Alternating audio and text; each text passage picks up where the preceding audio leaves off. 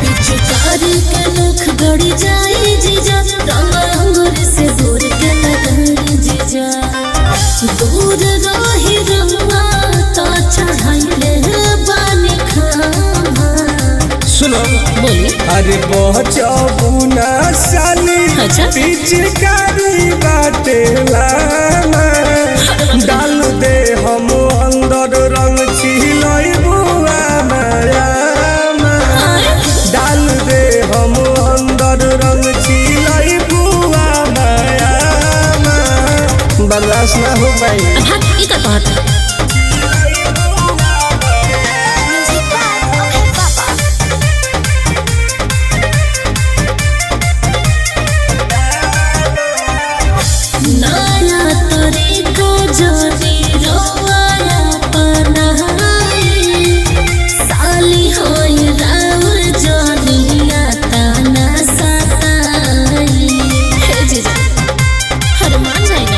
हो जाई लाहे लाहे ना बुझाई मजा तोहरो हमरो आई होलिया में पी के जीजा कोरी ना डरामा।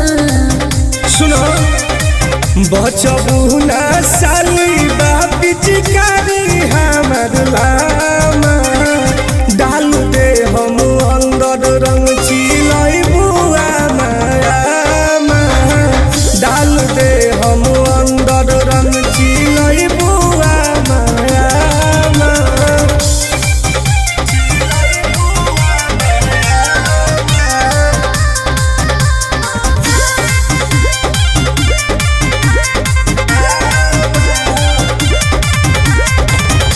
जीजा जी हमारा तो लागे बड़ी पहाला, बही के रंग जब जाई हो खाला। हर बड़ी चढ़ लगी हो झूठे करो तारू साली हाला हो बिना रंग लेना मानम दुताला हो टुन टुन बवाले झूठ करे हंगामा।